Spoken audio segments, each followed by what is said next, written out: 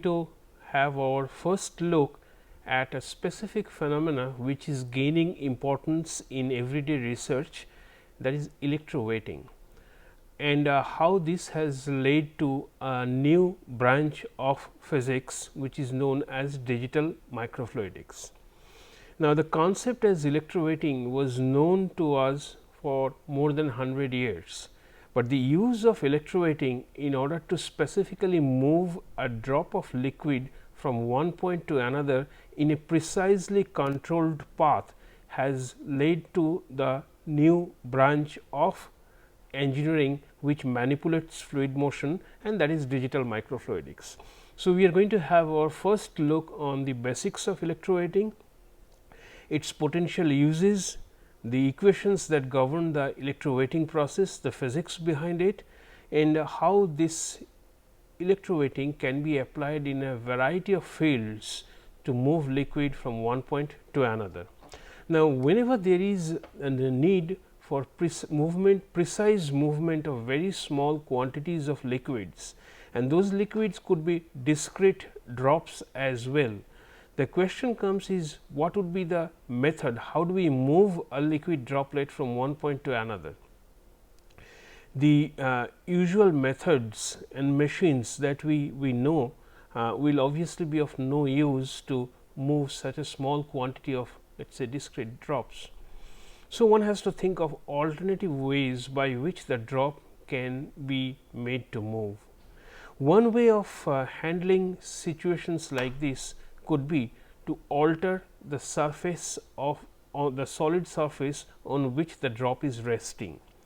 Now, whenever the nature of the solid substrate is altered, it is going to give rise to a different surface energy of the system, and this difference in surface energy of the solid substrate in contact with the liquid can give rise to forces which are commonly known as surface tension forces.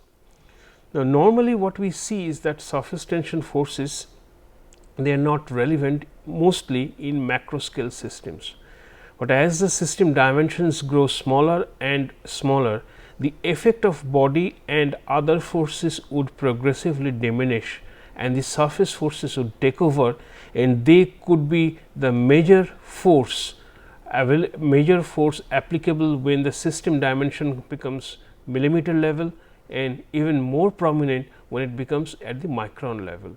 So, the basic problem boils down to how do we change the surface energy of a surface, and if we can change the surface energy of the surface, would that lead to a motion in the droplet.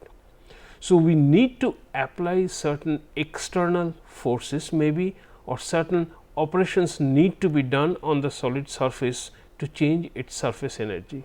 So, initially in the first part of this lecture on electrowetting, we would concentrate on the ways to change the surface energy and thereby the surface tension of the system.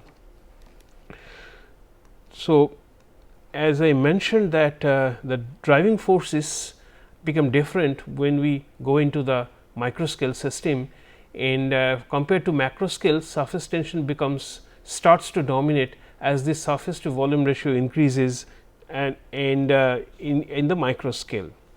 So, can we use surface tension for the precise manipulation of droplet in the micrometer scale? So, this is a fundamental question or the fundamental process which then has led to 4 distinctly different fluidic operations. Can we use surface tension as a force to create a droplet or to transport a droplet from one point to another?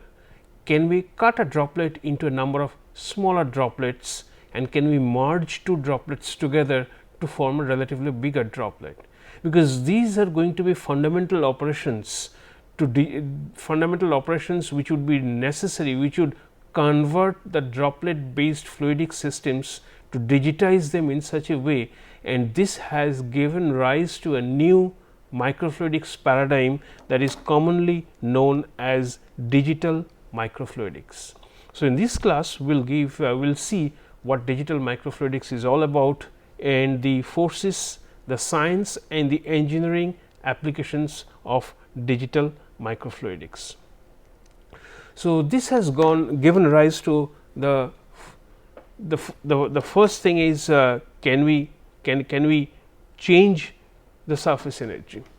Now, towards the middle of this lecture, I will give you some examples of changing the surface energy of a surface by external means, which which are may not be reversible, which are difficult to maintain. So, the need to have something which is quote unquote switchable is extremely important. Can we think of a system in which the nature of the surface changes very quickly to something that drastically different? For example, from hydrophobic, can we make the surface hydrophilic, and then when that external effect is taken out of the system, it immediately goes back to its previous state which is hydrophobic. So, electric field has been shown to alter the surface energy in such a way that this hydrophobic hydrophilic interaction or interchange is easy to accomplish. The first example of this the first example of electric field enhanced weighting that can be encountered in a droplet was given by the scientist Lippmann around 1875.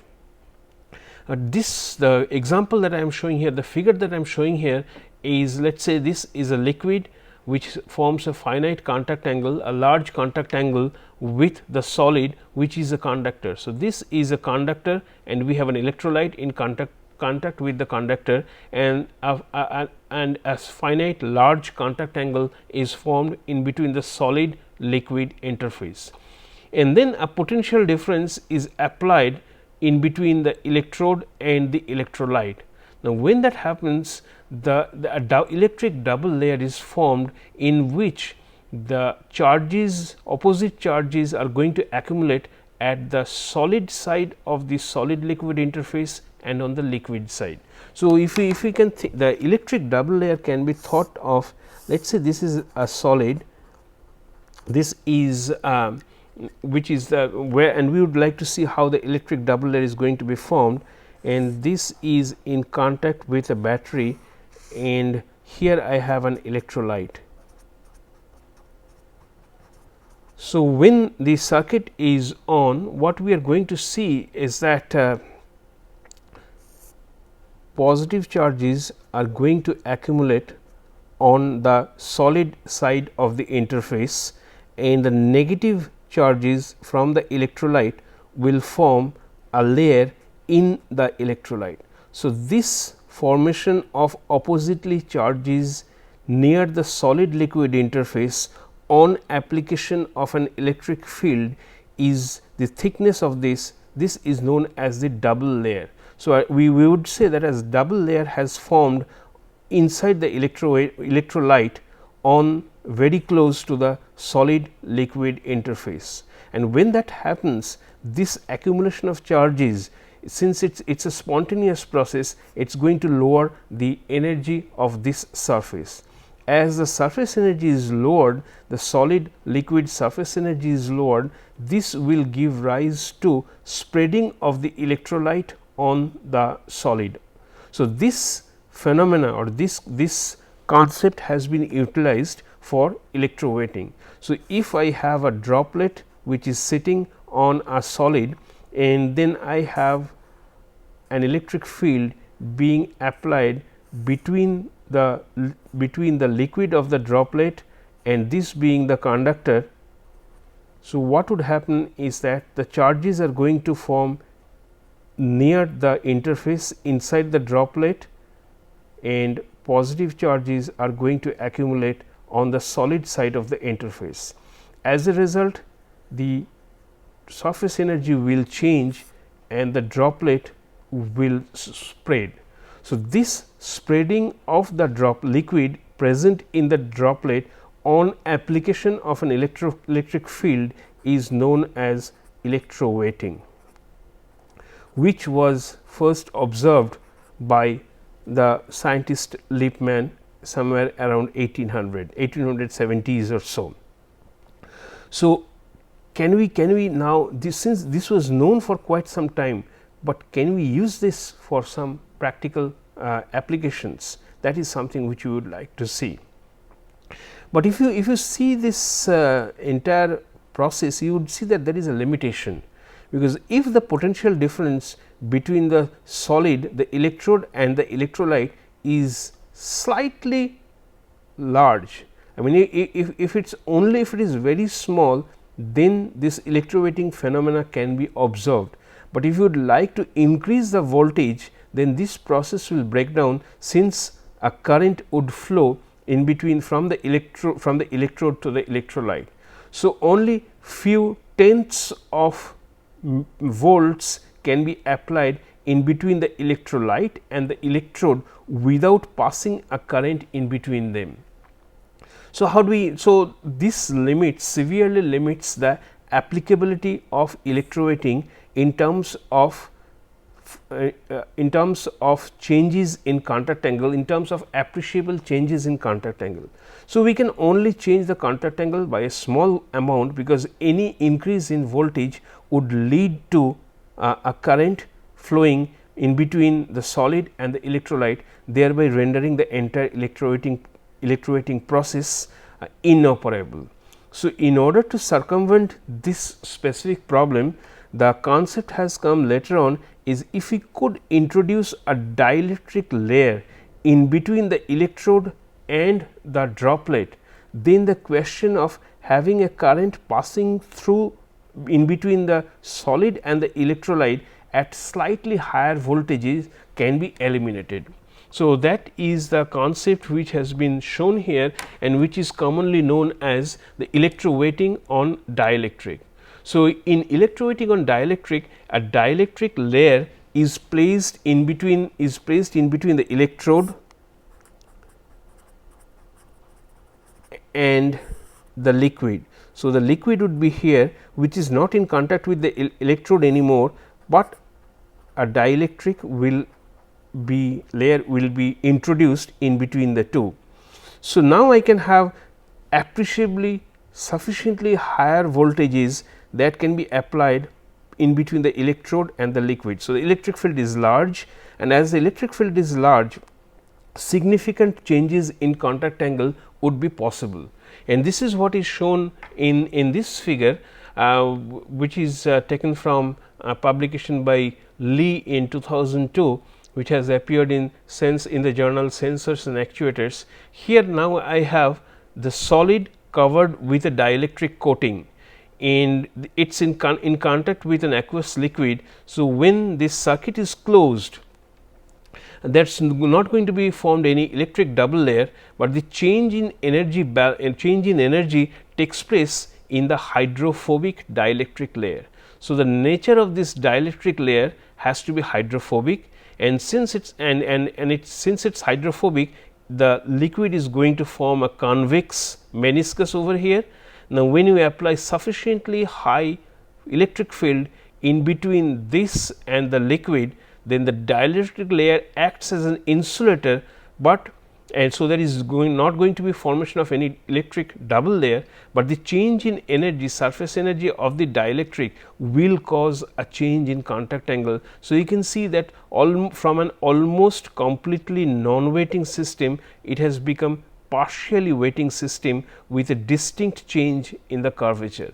So, if let us say this is mercury and mercury, then you could see that the convex meniscus has been depressed and it has become a concave meniscus. So, this depression and change in shape of the liquid mercury meniscus can be monitored as a function of applied voltage, and you would see that it is going to follow a certain law, certain rule, which we will see subsequently. But here you can see that a hydrophobic surface giving rise to a retracting meniscus can be changed to an hydrophilic substance giving rise to an advancing meniscus by simple application of an externally applied electric field, which has a number of advantages that I will list subsequently.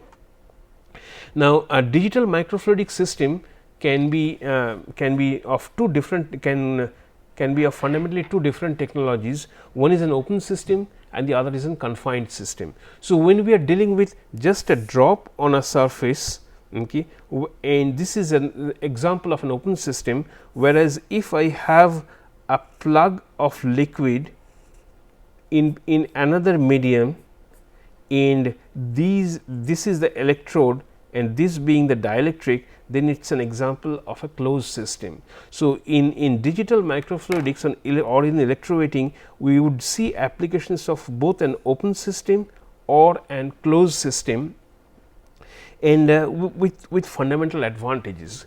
So, let us try to see what are the advantages of digital microfluidics.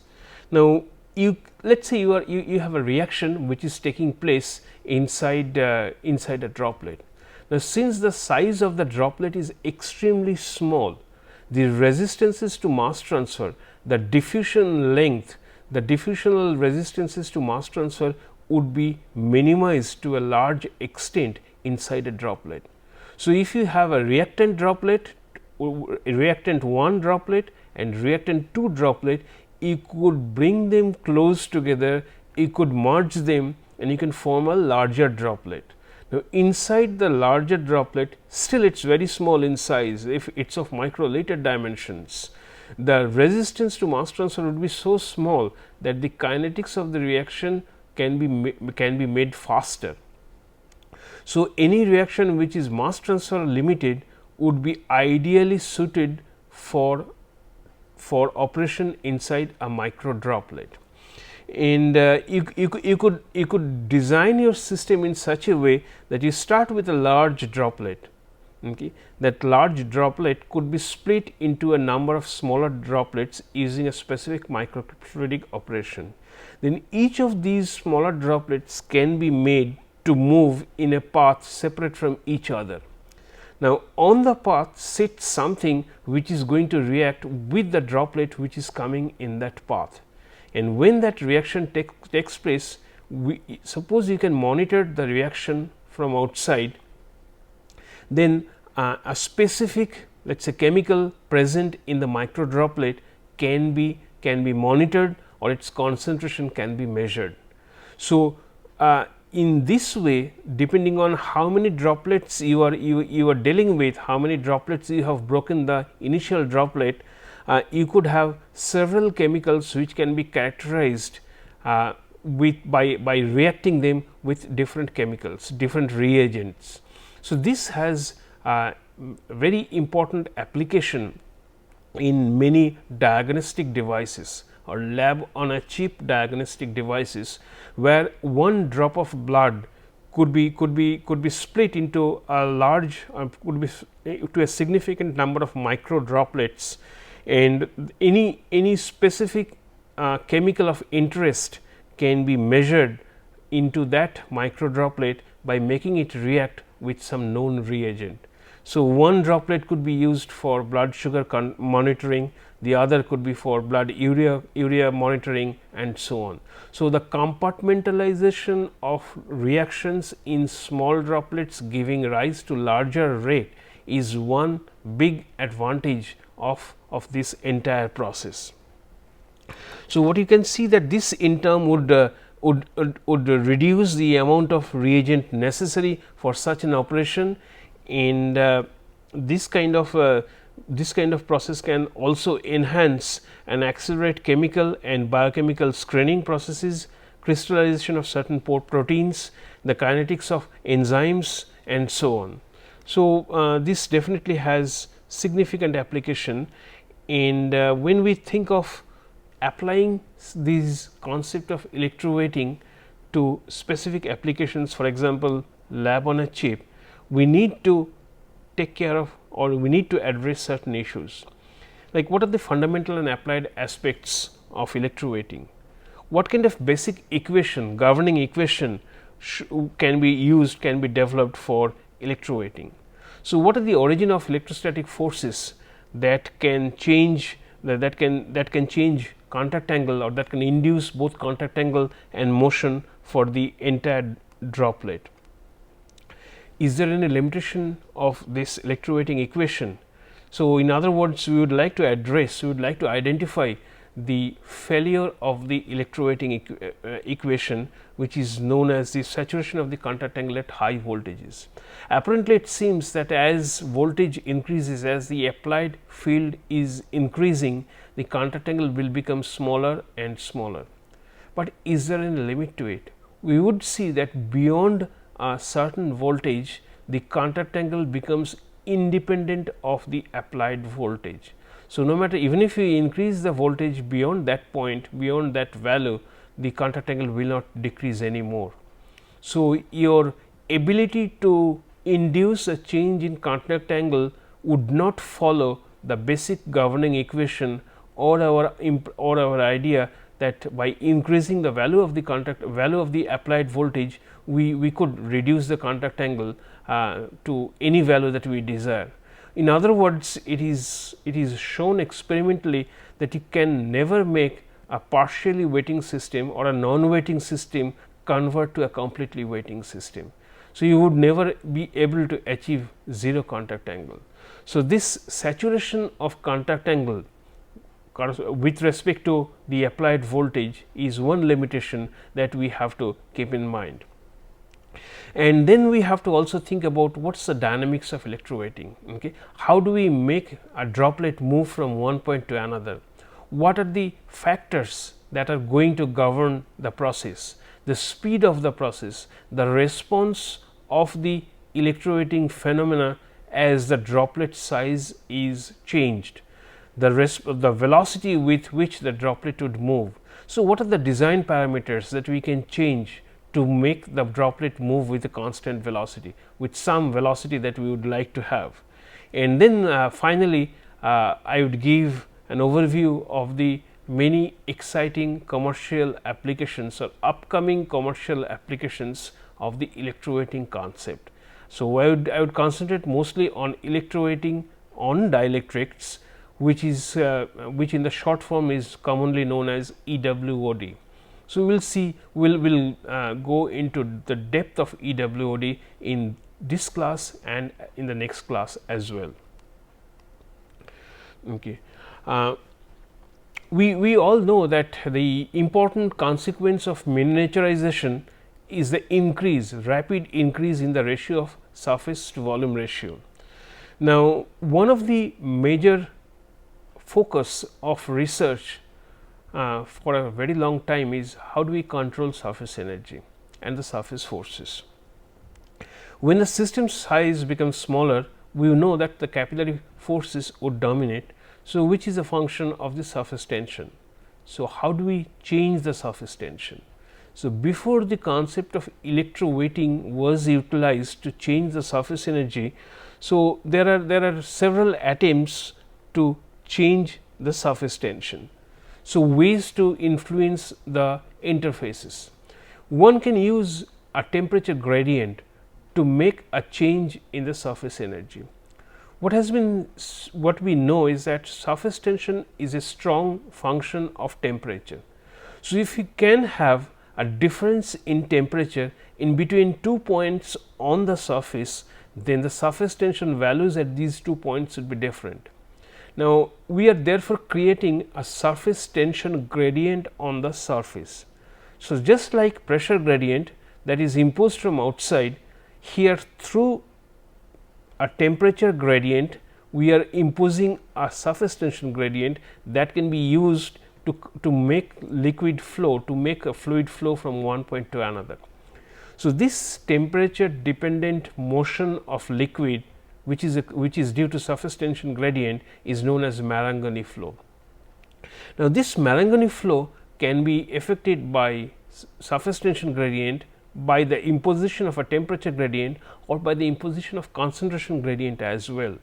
So, if we can have a solution containing a solute, and if the solute concentration at 2 points are different, then what would happen is that this would create a surface tension gradient, and then this would give rise to flow. So, we can have Marangoni flow, a surface tension gradient driven flow caused by either a temperature gradient or a concentration gradient. So, this has been shown to become important when the system size becomes smaller, as the surface forces start to predominate over all other forces.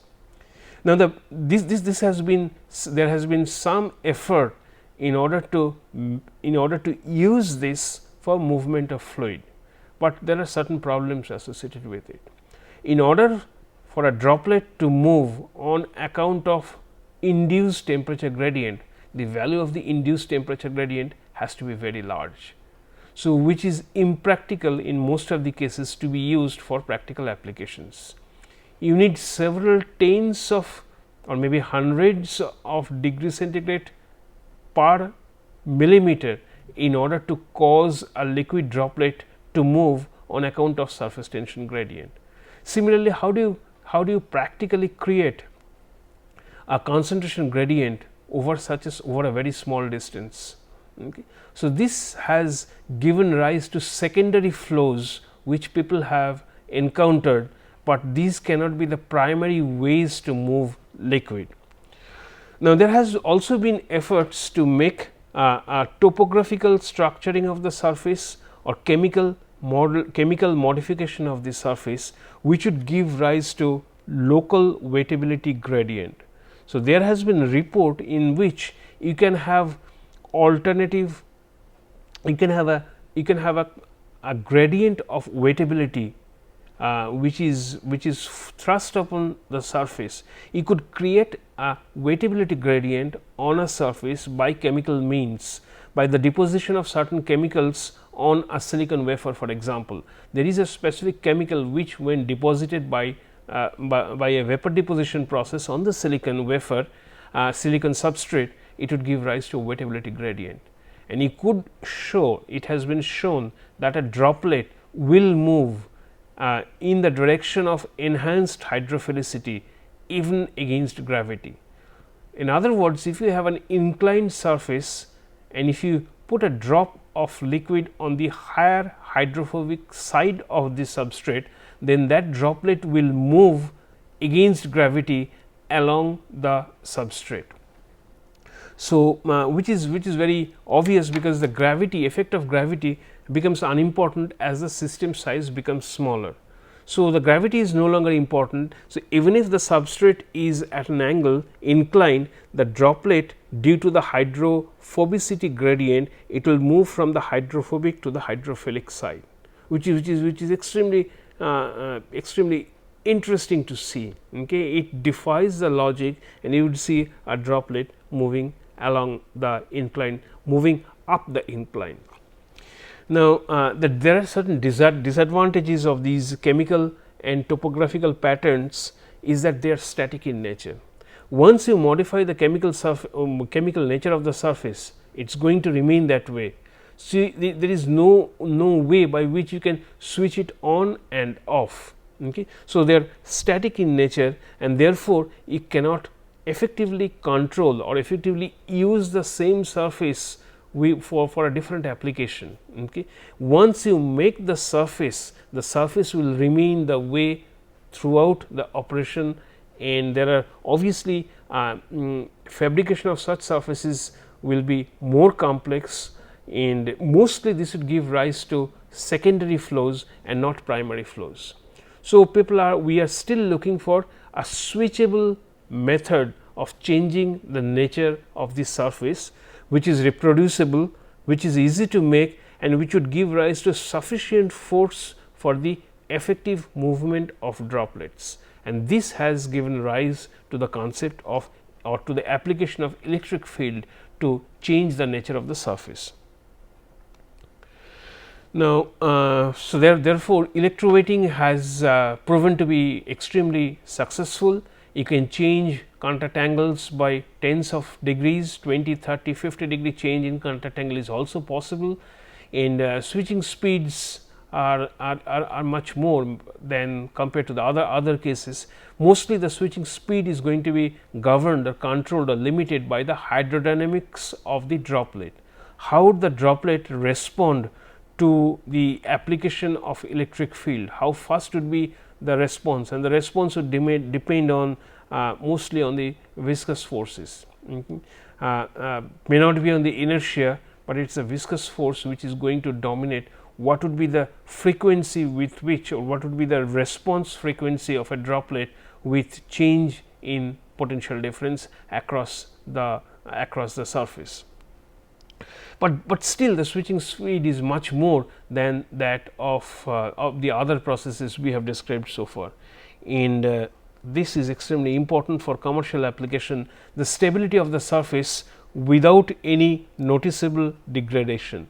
So, as long as we have a very stable surface which is reproducible and where we do not see much degradation over repeated use, that with a reasonable switching speed. So, this essentially tells us that electrowetting will definitely be the method of choice for such operations. And we see nowadays that droplets are moved freely along the programmable path. So, you are going to have a large number of electrodes probably in an array like this, where on the surface you have several electrodes, and depending on how you switch these off and on, a droplet sitting over here can be made to move either in direction, or it can take any path it wants. I mean, you can program the switching on and off these electrodes and thereby make the droplet move on any prescribed path, thereby creating enough flexibility in the entire design of the process, such that it can be split and one droplet will move in this direction and the other droplet will move in another direction. So, you can have reagents parked on one of the electrodes over here and another electrode over here, and you can monitor the some property, it could be fluorescence, some property of the droplet when it reacts with the reagent present in this electrode and present in the other electrode. Thereby, you could monitor maybe the concentration of two species present in this droplet. So, the programmability, the easy programmability of the entire matrix, electrode matrix, two dimensional electrode matrix, gives enough flexibility of the system, which has lot of potential for their subsequent commercial use. Now, this is a classical setup, figure of a setup, where in 1875 Lippmann has shown that there is sufficient or considerable depression of mercury when in contact with an electrolyte solution, and you can vary that depression of mercury meniscus by applying a voltage between the mercury and the electrolyte. But as I said, it is limited by the application of a very small amount of very small quantity of voltages. So, in the early 1990s, Burge has introduced the idea that a thin insulating layer can be placed in between the conductive liquid and the metallic electrode to eliminate the requirement of a very low voltage, to eliminate the possibility of electrolysis, and this has given rise to electrowetting, the new concept electrowetting on dielectric, or in simply EWOD. So, if you look at the basic aspects of electrowetting, one is we are dealing with droplets. The sizes are about a millimeter or it could be less, and they are going to be of partially wetting liquids on solid substrates. The solid substrate could be a silicon wafer, and the entire process is going to be governed by the bond number, which is defined as G, the acceleration due to gravity, the change in density, the difference in density, the radius of the droplet, and sigma LV is the surface tension. So, the bond number essentially gives us the relative strength of gravity with respect to surface tension. So, since the effect, if for these electrowetting, the effect of surface tension because of the size of the system overshadows the effect of gravity, and the bond number is smaller than unity. So, since the bond number, if the bond number is less than unity, then the effect of gravity can be neglected, and the behavior of the droplet is determined by surface tension alone. So, now we would like to take a look at the different forces which are present in a droplet, and what would be the governing equation for free energy, for energy of a droplet when it is at equilibrium. So, the free energy of a droplet is a function is a function of the different interfacial energies of the solid liquid interface, of the solid vapor interface and the liquid vapor interface. So, if this is the contact angle, then we know that at steady state the sum of the free energy of a droplet is going to be the sum of the areas of the interfaces weighted by their respective interfacial energies. For example, sigma L SV solid vapor, solid liquid and the liquid vapor. So, at state that in the equation that governs the free energy is this, where lambda is equal to the pressure drop across the liquid vapor interface. So, if you minimize this equation, this would lead to two very well known equations, well known conditions that the equilibrium morphology of the droplet must fulfill.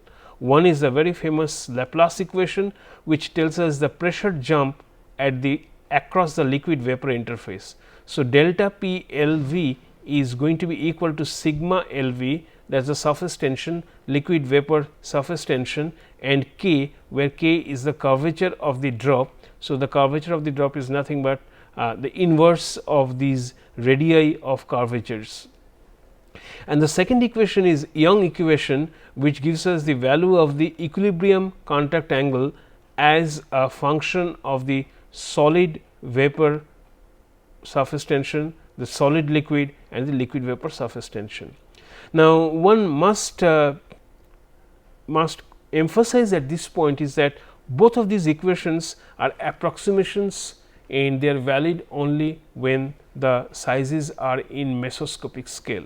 When the system size becomes smaller and smaller, this type of equations may not be valid. For example, if we think of when a liquid meets a solid, as the thickness becomes smaller and smaller, let us say when the size is less than 0.1 micron, or more specifically when it is of the order of 500 angstrom, near the point where the liquid is in close proximity with the solid, additional forces apart from this sigma k, that is delta P is equal to sigma k. This is the surface tension, liquid vapor surface tension, and K is the curvature. But beyond this, when the size of the film really becomes very small, additional forces such as intermolecular forces of attraction starts to become important in this range. So, if I magnify this area, we would see for a partially weighting system, it is going to be like this. So, there would be an adsorbed flat film ahead of the meniscus and a transition region. So, in this region the intermolecular force would be important. In this region both intermolecular and surface forces would be important, and in this range is going to be controlled totally by surface forces denoted by sigma k. So, the equations, the two equations that we have seen so far, we have seen the Young's equation and Laplace equation are valid for the mesoscopic scale. We must understand, we must underline the fact is that these two equations will require presence of additional terms when we are dealing with the really thin microscopic level, microscopic contact angles or the contact line in these cases. So, we with this limitation in mind, now we move to our next part, which is how do we express the, or what is the electrowetting theory for homogeneous substrates. And we have two different approaches. One is the thermodynamic approach and the other is the electrochemical approach, and it is basically between a metal electrolyte interface. And when you apply any voltage, as I have mentioned, a double layer is going to build up spontaneously at the solid liquid interface, and it consists of, let us say, positive charges on the solid side and negative charges on the liquid side. So, this presence of double layer, the formation of double layer is a spontaneous process. Since it is a spontaneous process, this spontaneous process must give rise to a change, a decrease in the Gibbs free energy of the system. So, the change in free energy is going to manifest itself by a change in the effective interfacial tension, which is connected with the surface charge density, and U is the applied voltage. So, the change in surface tension, interfacial tension, is going to be a function of the applied voltage, and it is also going to depend on the surface charge density of the counter ions. So, with these, now we can move to the next assumption, which is like how would the charges are distributed in the liquid. Okay. Obviously, the concentration of the charges very near to the solid surface is going to be more, and as we move away from the surface, the concentration of the counter ions will reduce progressively. In fact, it would reduce drastically. So, what kind of distribution of counter ions should one take when one goes from a solid liquid interface and into the liquid? Now, this is difficult to handle in a compact form. So, the concept or the proposal of Helmholtz, the model proposed by Helmholtz is used, which assumes that all the counter ions are going to be situated in a very thin layer of the order of few nanometers, and this Helmholtz model for the electric double layer has given rise to the concept of a double layer with a fixed capacitance per unit area. So, here epsilon 1 is the dielectric constant of the liquid, and dH is the thickness of the layer as proposed by Helmholtz model. That is, all the charges, all the counter ions are going to be located at a fixed distance from the surface. So, when you use this and integrate this the previous equation, this has given rise to the change in surface energy as a function of, on application of some voltage U, as a function of the surface energy when you do not have any electric field, and these are properties of the solid liquid interface. This is the applied voltage, this is the thickness as predicted by Helmholtz layer, and UPZC is the potential difference of zero charge. And this, the introduction of UPZC is important because mercury and many other surfaces acquire a spontaneous charge when they are immersed into an electric solution even at zero voltage. So, in order to overcome that potential, some excess external potential has to be applied in order to make the surface truly zero charge. So, PZC is that charge which has to be applied in order to make this compensate for this accumulated potential difference or the generated potential difference even at zero charge. So, this equation now can be inserted into Young's equation, where the cos theta, theta being the contact angle at any given voltage, can be related to the equilibrium contact angle, and in terms of system parameters such as the property epsilon 1 dH, sigma LV is the surface tension at the liquid vapor interface, U is the applied voltage, and PZC, as I mentioned, is the potential at zero case. So, for typical, if you take typical values of dH, epsilon and sigma LV, let us say for a water, this ratio of the right hand side of the equation, this entire ratio is of the order of 1 volt to the power minus 2. Now, you can see that with application of voltage, this increases rapidly. So, the contact angle would increase rapidly upon application of a small voltage. Okay. So, but the limitation is you really have to operate it below the onset of electrolytic process. So, therefore, it can only be operated up to a fraction of millivolts. So, if your potential difference is beyond that fraction of millivolts, then your electrolysis process would start and the entire process will be unusable, entire process will break down.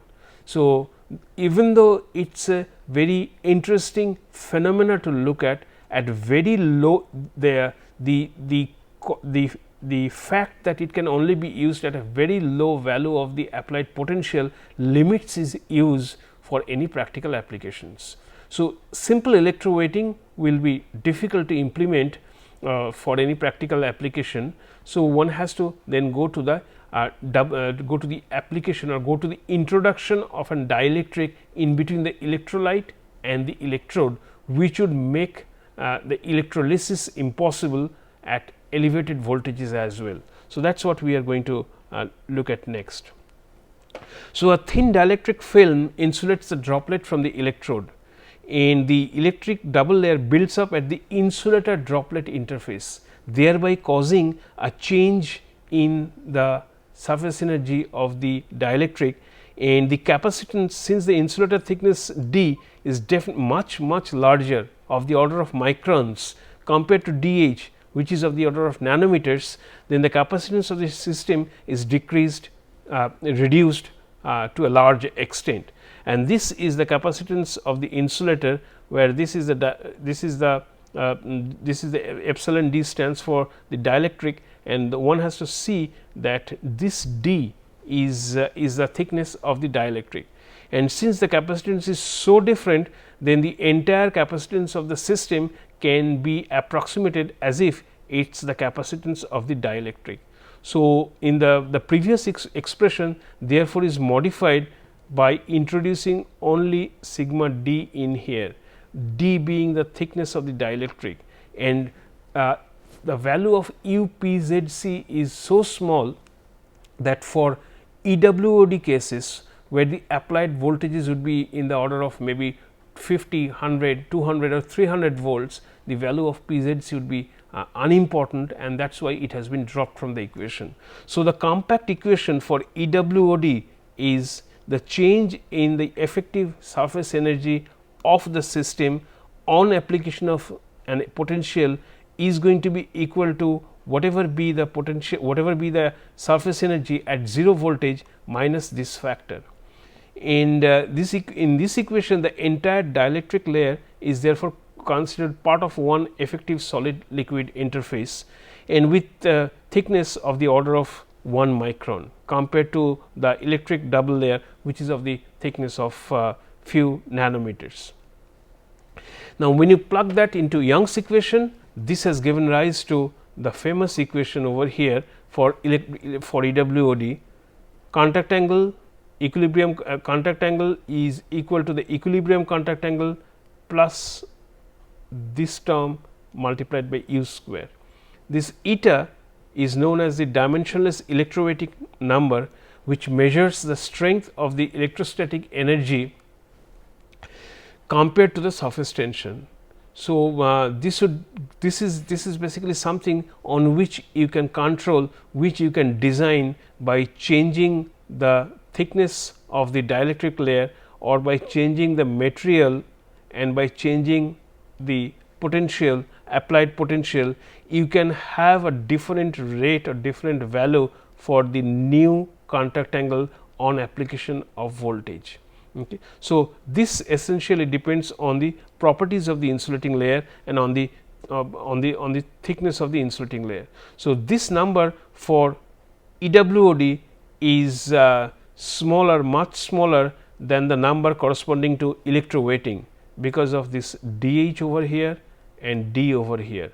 So, this means that the voltage required to achieve a substantial contact angle decrease in EWOD is much higher. That means, if you would like to change the contact angle by, let us say, 5 degree, the amount of potential difference that you have to apply would be of the order of 1/10 of a millivolt, let us say 1/10 of a millivolt in simple electrowetting. But in order to obtain the same 10 degree change in electrowetting on dielectric, the applied potential would probably be about 50 degree or maybe even more. So, you require higher voltages to actuate contact angle changes in electrowetting on dielectric. However, the major advantage is that now you are not restricted to few millivolts, you can go to 500 volts. You are only limited by the fact that at very high elevated voltage there could be current passing through the dielectrode, which would result in a phenomenon known as dielectric breakdown. So, when the dielectric breakdown takes place, the entire surface becomes unusable, and this is some sort of a limitation of the EWOD, but it still gives us tremendous flexibility in terms of affecting a major change in the contact angle, which would be subsequently very important for the dynamics of the droplet on a surface. So, EWOD is the preferred method over EW, and this is an example of the contact angle saturation, where we could see that the parabolic nature of cos theta variation with the potential is more or less valid up to, let us say, about 300 volt. But beyond 300 volt, even with increase in the potential, this becomes more or less relatively it's free of, I mean, it's not going to be a function of u anymore. So, this contact angle saturation at somewhere around this value is another limitation of EWOD.